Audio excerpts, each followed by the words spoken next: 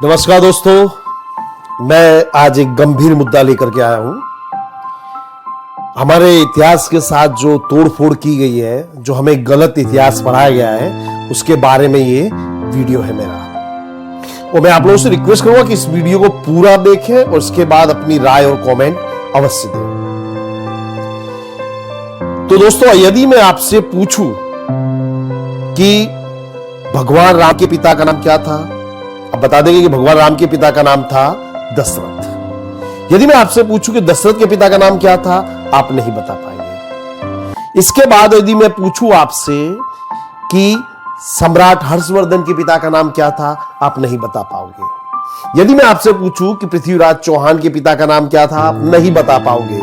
मगर मैं आपसे पूछूं कि मुगल वंश के शासकों के नाम बताइए, तो आप प्रेम से बता दोगे। बाबर, हुमायूं, अकबर, जहांगीर, औरंगजेब, बहादुर शाह जफर।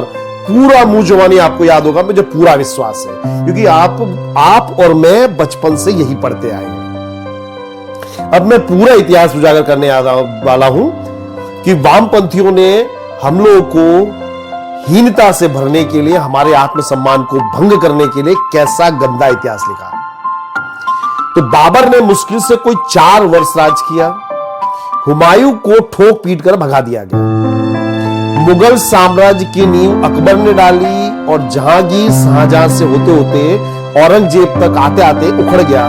कुल 100 वर्षों तक शासन रहा मुगल साम्राज्य का, ईस्वी सन 1556 से लेकर 1658 तक। और हमको ये इतिहास, मुगलों का इतिहास ऐसे पढ़ाया जाता है कि सृष्टि का आरंभ और अंत इसी काल में हुआ।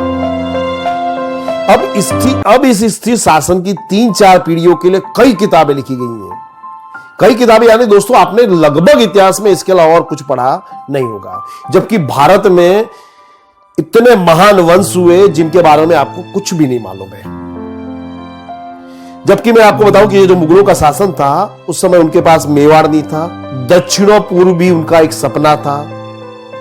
जबकि दूसरी ओर मैं बात करूं तो विजयनगर साम्राज्य ये 300 वर्ष तक टिका रहा। हरिहर राय, बुक्का राय नामक भाइयों ने इस साम्राज्य की स्थापना की थी। सम्राट कृष्णदेव राय एक महान शासक थे।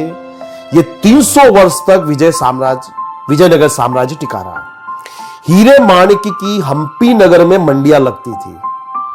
महाभारत युद्ध के बाद 1006 वर्ष तक जरासंध वंश के 22 राजाओं ने, 5 प्रगोद वंश के राजाओं ने 138 वर्ष तक, 10 शेषनागों ने 360 वर्ष तक, 9 नंदों ने 100 वर्ष तक, 12 मौर्यों ने 316 वर्ष तक, 10 शुंगों ने 300 वर्ष तक, 4 कण्वों ने 85 वर्ष तक और 33 आंध्रों ने 506 वर्ष तक और 7 गुप्तों ने 245 वर्ष तक इस देश में साम्राज्य किया।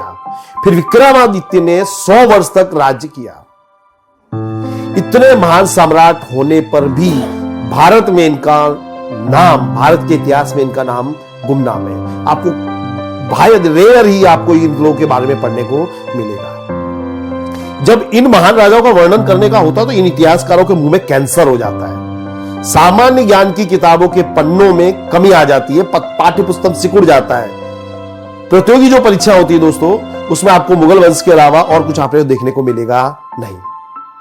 वामपंथी इतिहासकारों ने इतना घटिया इतिहास लिखा ताकि हम लोग को जो हमारी जो मानसिकता है वो गुलाम बनी रहे। तो दोस्तों, अब आपको सत्य को जानना होगा, आपको इन महान राजाओं के बारे में जानना होगा। यदि मैं आपसे पूछूं कि किस राजा को भारत का अलेक्जेंडर कहा जाता था, किस राजा को भारत का नेपोलियन कहा जाता था, भारत में ऐसे ऐसे राजा हुए दोस्तों जिन्होंने चीन तक से पेनल्टी ली थी। ऐसे ऐसे राजा हुए, मगर आपको उनका नाम इतिहास में देखने को नहीं मिलेगा। इसे दोस्तों जागो, अपने महान पूर्वजों को याद करो। नमस्कार।